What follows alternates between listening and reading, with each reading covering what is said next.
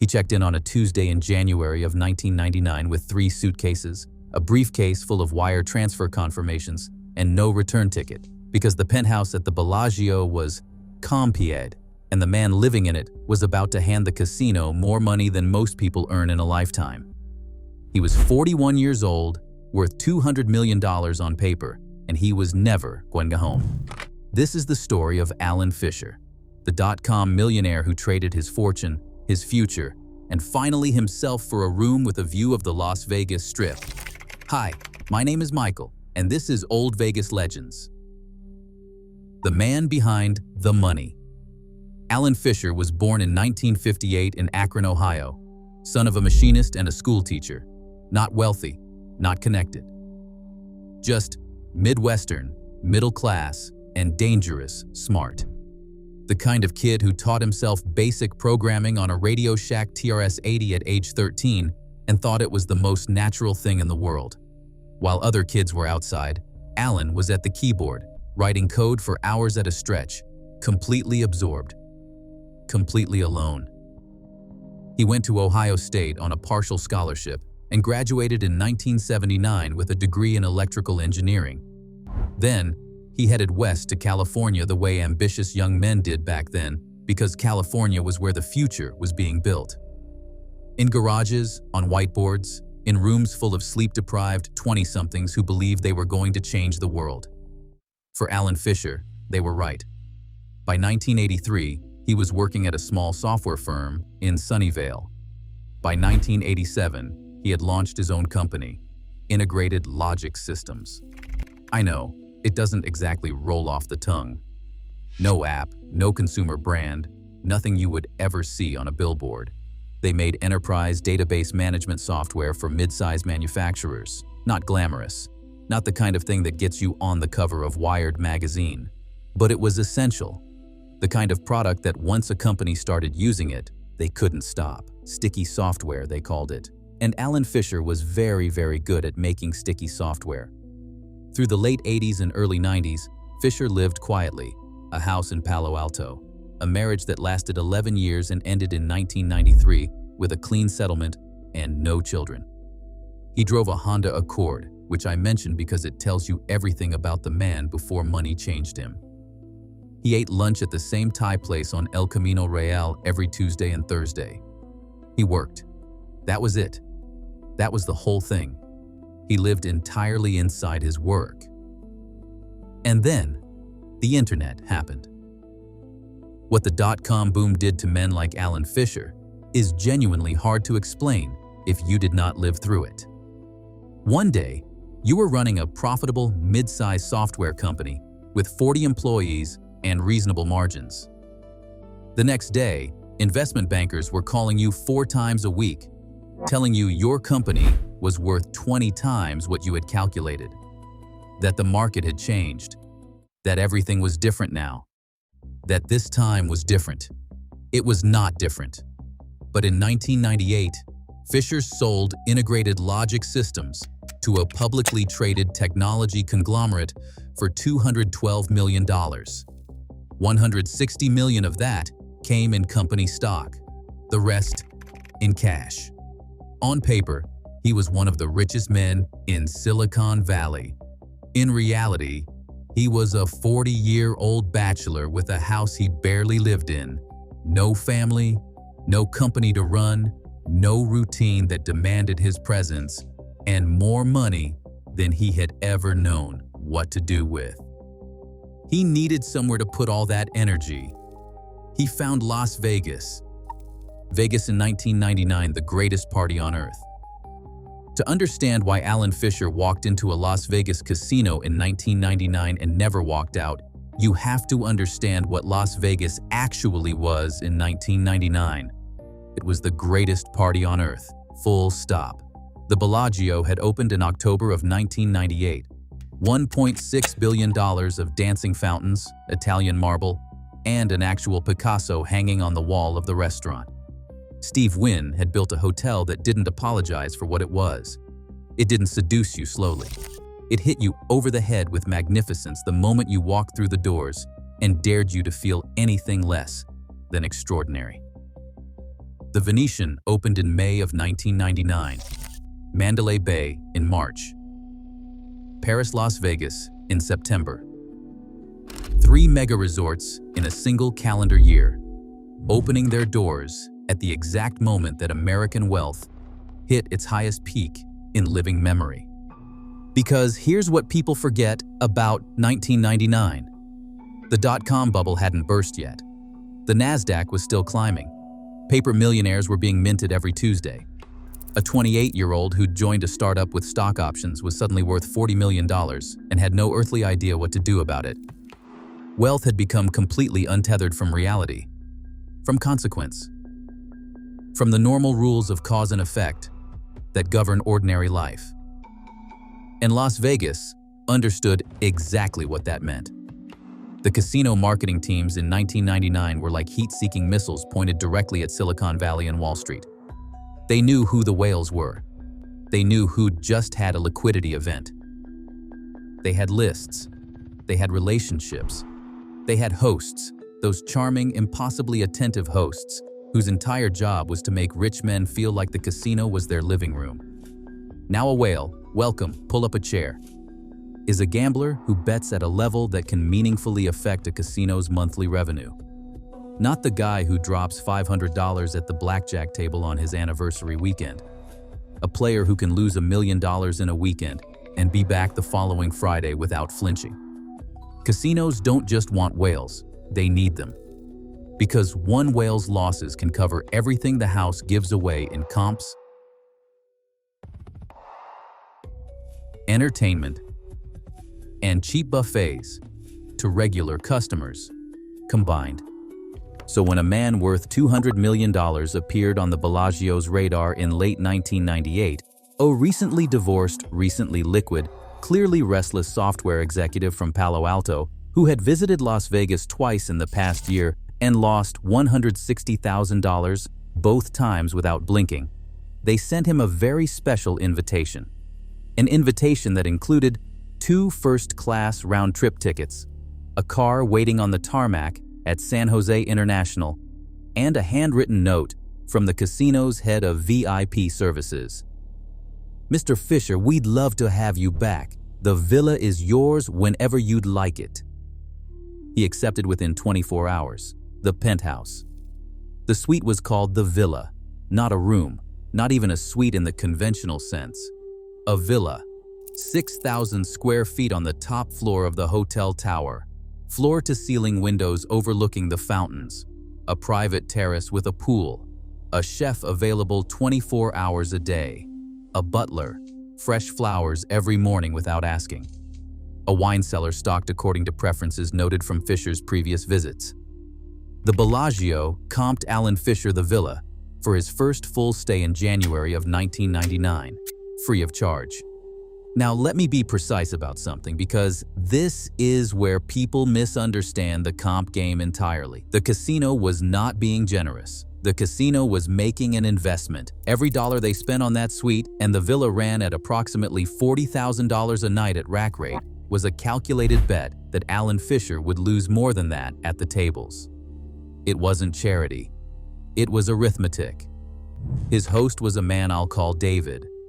His real name isn't important. And frankly, hosts at that level preferred it that way.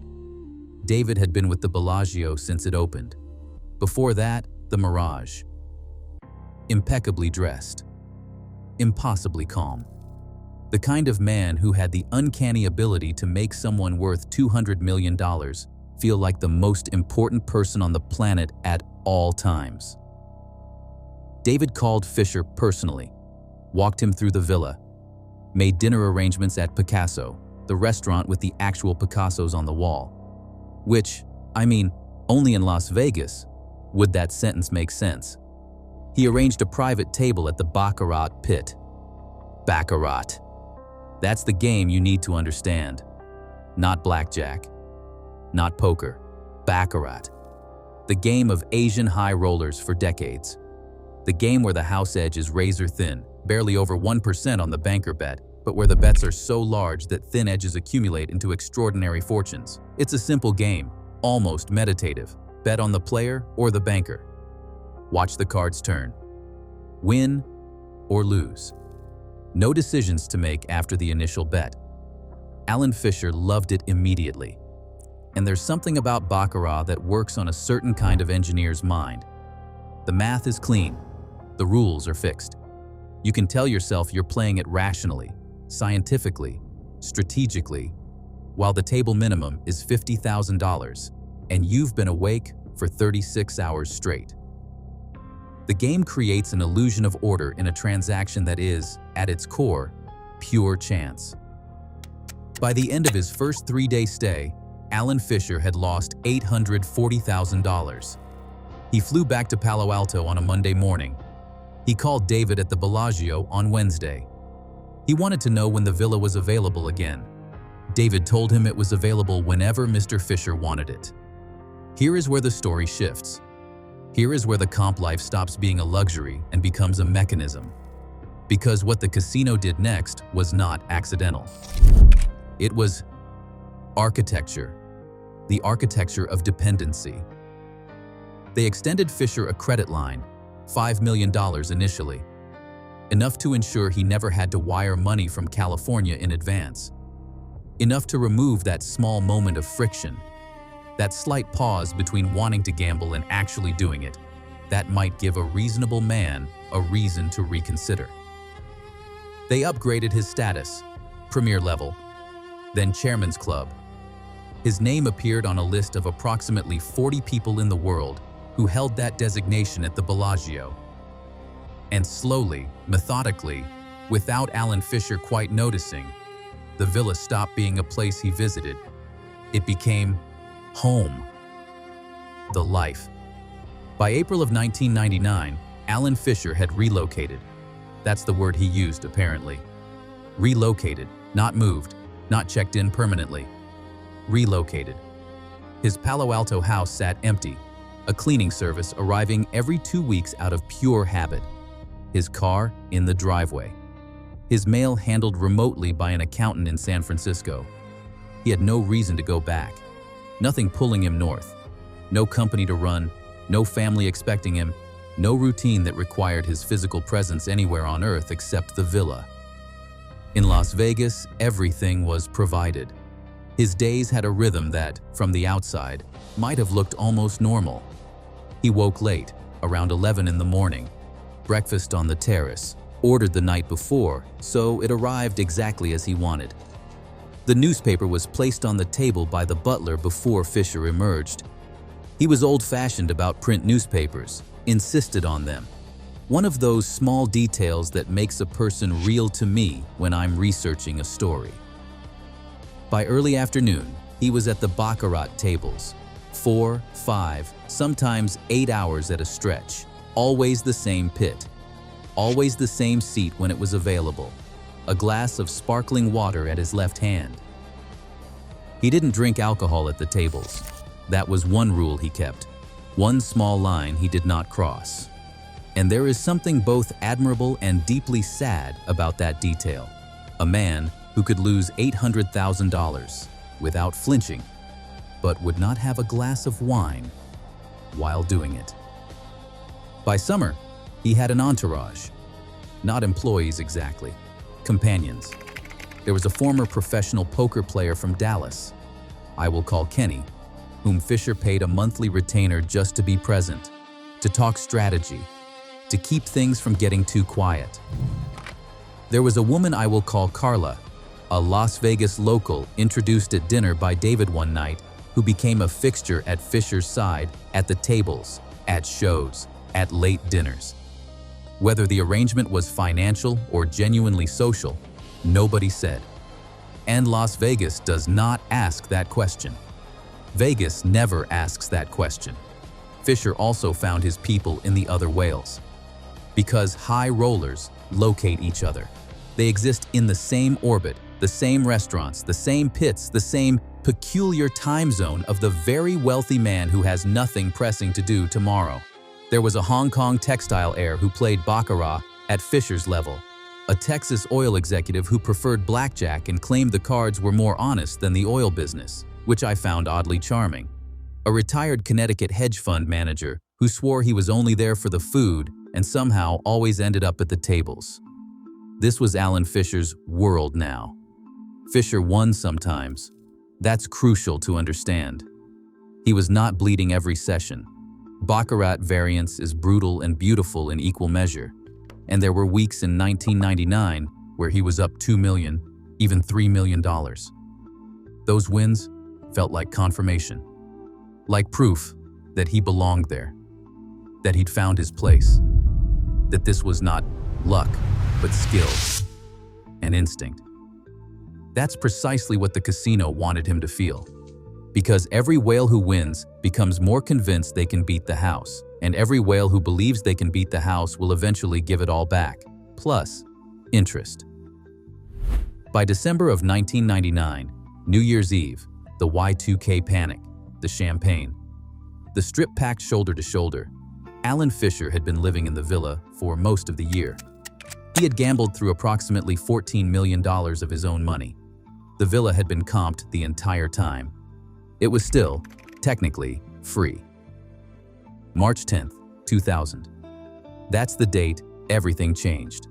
Not just for Alan Fisher, for everyone. The Nasdaq hit its all-time high of 5,132 that day. And then it started falling. Slowly at first, the way these things always start. A percentage point here, a correction there. Nothing to worry about. Every dip is a buying opportunity. The fundamentals are sound. This time is different. It was not different. By the end of 2000, the Nasdaq had fallen 78% from its peak. Companies worth billions were worth nothing. Entire sectors evaporated overnight. The paper fortunes of a generation of technology entrepreneurs turned back into paper. Alan Fisher's $212 million acquisition price had been mostly paid in company stock. That stock, in the spring of 2000, was worth 11 cents on the dollar. His actual cash position, money he could access, money that was real, sat at approximately $18 million. After taxes, after the divorce settlement, after 14 months of high-volume baccarat. Now, I want to be fair here. $18 million is still an enormous amount of money. I want to be clear about that. Most people would be extremely happy to have $18 million. You could live very comfortably for the rest of your life and never worry about a single thing. But Alan Fisher had a $5 million credit line with the Bellagio, now drawn down to $4.2 million, and his rate of loss at the tables had been running at approximately $12 to $15 million per year. I'll give you a moment with that math. He had 14 months, maybe 15, before the real money was gone. And here is what Alan Fisher did when the dot-com crash hit, when his net worth collapsed by 80% in the span of a few months, when the rational, engineering-trained Honda Accord driving part of his brain should have sat him down and said clearly, "Alan, it's time to go home." He increased his bets. This is called chasing, and it is the oldest mistake in the history of gambling. The idea that if you lost $1 million, the rational response is to bet $2 million. That losses create a debt the next session can repay. That somewhere on the other side of a streak of bad cards is the session that makes everything whole again. Every gambler knows intellectually that chasing is irrational. Every gambler does it anyway. By mid-2000, Fisher was playing baccarat at $250,000 a hand. Not $50,000 where he had started. $250,000 per hand. A single session could move $1 million in either direction before dinner. His host David noticed the change, the tension that had entered Fisher's shoulders, the way he held his sparkling water glass a beat too tight, the dinners where the conversation ran dry and stayed that way. David reported it to management. Management looked at Fisher's credit line and increased it to $8 million. Because that is what casinos do when a whale starts to spiral. You don't pull back the credit, you extend it. You give him the rope and you wait. And if that sounds cold, and it is cold, genuinely cold, Understand that this is simply the business. This is the machine running as designed. Alan Fisher had built a machine once. He understood how machines worked, but he couldn't see the one he was inside. The trap. Here is something the casinos do not put in the brochure. The comp life has a price, not a stated price, not a price on any document you sign, a price that reveals itself the way a debt always does, slowly, through the accumulation of small obligations that one day add up to everything you own. Alan Fisher understood, somewhere in the back of his mind, what was happening. He was a smart man. He had read balance sheets his entire adult life. He knew no casino gives a man 6,000 square feet of marble and a private chef and fresh flowers every morning out of affection. But knowing something intellectually and feeling it emotionally are entirely different things, because the villa had become his identity. Think about what Alan Fisher's life looked like from the outside by the fall of 2000. He was living in one of the most luxurious hotel suites in America.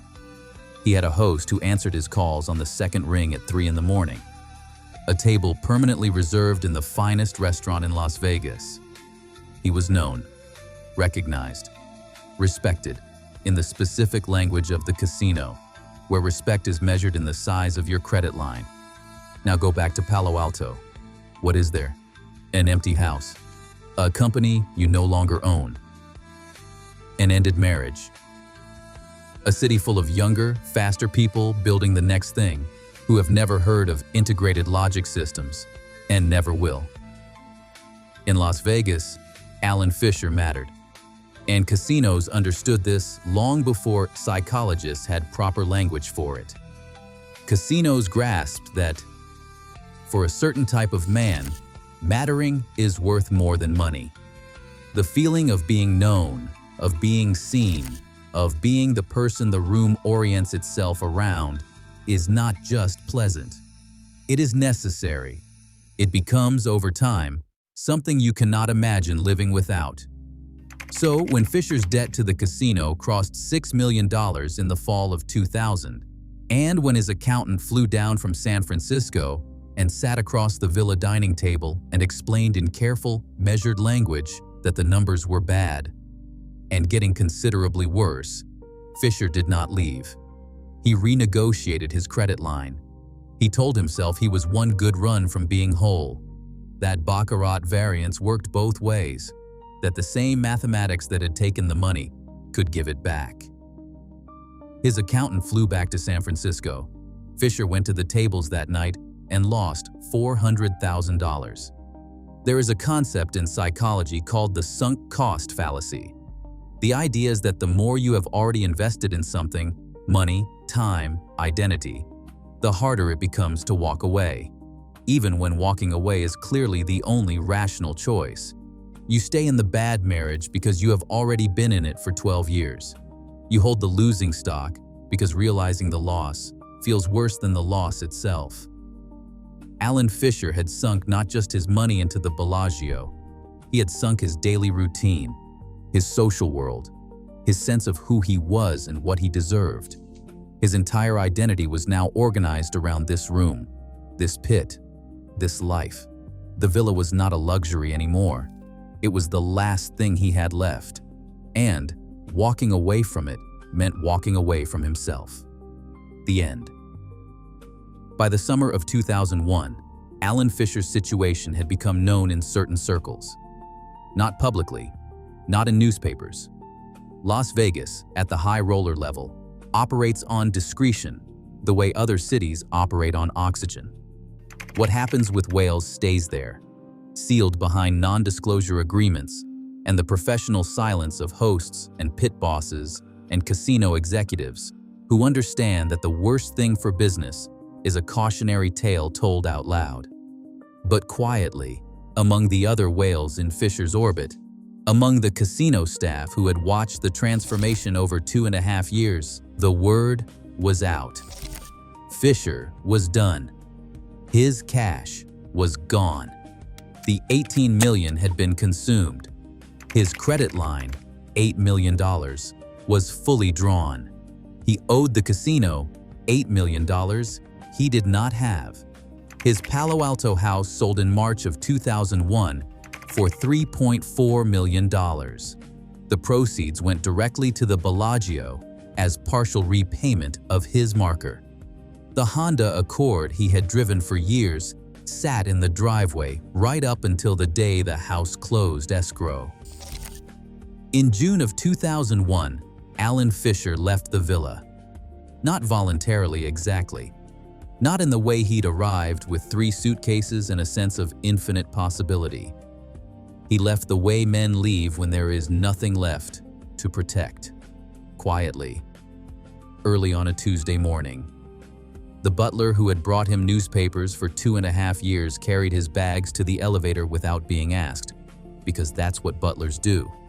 Because the man deserved at least that small dignity on his way out. Fisher settled the remainder of his debt through a legal agreement with the casino. Details were never made public. No lawsuit. No dramatic confrontation. No final scene at the tables. Just paperwork. And then silence.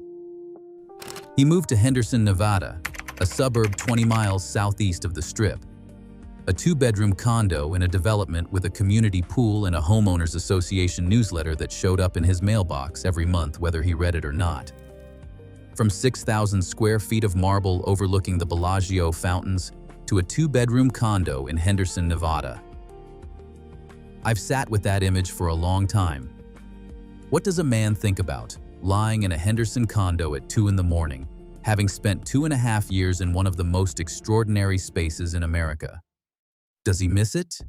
Does he regret it? Or does he understand finally in the silence of an ordinary life that the villa was never his, that it was always a stage set, a beautiful, elaborate, ruthlessly efficient mechanism designed to separate him from his money? I don't know the answer. I genuinely don't. Alan Fisher died in Henderson in 2009 of a heart attack. He was 51 years old. He'd been living, by the end, on a modest investment income from the few assets his accountant had managed to protect during the collapse. He had not set foot in a casino since leaving the villa. He never gambled again. Which tells you, I think, that somewhere in those final 8 years in Henderson, he understood exactly what had happened. He just couldn't bring himself to say it out loud. What Vegas never tells you. Here's what isn't in the brochure. The comp life is a velvet trap, engineered to be one, optimized, refined, and perfected over 70 years of casino operation by some of the smartest business people who ever lived. The free suite. The free meals. The private jet that arrived at San Jose International, which I haven't mentioned until now, but yes, of course, there was a private jet. There is always a private jet at the beginning. The host, who answers on the second ring. The table that's always reserved. The name that everyone in the building knows. None of it is free. Private jet. Every dollar a casino spends on a whale is a calculated investment with an expected return. The math is precise, clinical, and works almost without exception. Because the casino doesn't need you to lose every session. They simply need you to keep playing. And if they can remove every reason you might have to stop, every obligation, every friction point, every discomfort that might send you back to real life, then time does the work. Time and the relentless, patient mathematics of the house edge. Alan Fisher wasn't naive. He wasn't weak. By any reasonable measure, he was an intelligent, capable, accomplished man who had built something real and sold it for a life-changing sum. But he was lonely, and he was rootless. And Las Vegas, in 1999, offered him something that no balance sheet, no acquisition price, no accumulation of net worth could provide. It offered him a world where he belonged. For the price of his losses, the casino would make him feel like he'd found his tribe, his table, his home. And for certain men who have spent decades in isolation, who have traded relationships for ambition, who have won every measurable game, but lost something essential along the way. That feeling is worth more than they can afford to pay. Tribe. The real product Las Vegas sells to its highest value customers is not gambling. It's not luxury. It's not entertainment. It's belonging. I think about Benny Bingen, who I covered a few episodes back, and his famous motto, "Do your enemies before they do you." Benny understood the brutality underneath the neon because he built the machine himself. He knew exactly what it was and what it did to people. He just didn't care. Alan Fisher simply got caught in it. Right now, tonight, there are men like Alan Fisher living at the top of the Bellagio, at the Wynn, at the MGM. Men who checked in with a fortune and are staying on a credit line. Men who know, on some level, that the math is working against them, but who can't bring themselves to go back to wherever home used to be. Because the casino has become better at being home than anywhere else they have ever lived. And that specific engineered seduction is the most dangerous thing Las Vegas has ever built. More dangerous than the mob. More dangerous than the skim. It was more dangerous than a car bomb going off beneath a Cadillac Eldorado on East Sahara Avenue. The mob left marks you could see. The velvet trap leaves nothing. Just a quiet man in a Henderson condo, reading the Homeowners Association newsletter, remembering the sound of fresh flowers being arranged in the morning. Alan Fisher checked into the Bellagio Penthouse in January of 1999 with $200 million and the world laid out beneath his window. He left 2.5 years later with a settled debt and a change of address. The villa he lived in still exists right now. Someone is sleeping in it tonight. Fresh flowers are on the table. A butler in the hallway. A sparkling water set at the baccarat table downstairs. The machine is still running. It never stopped.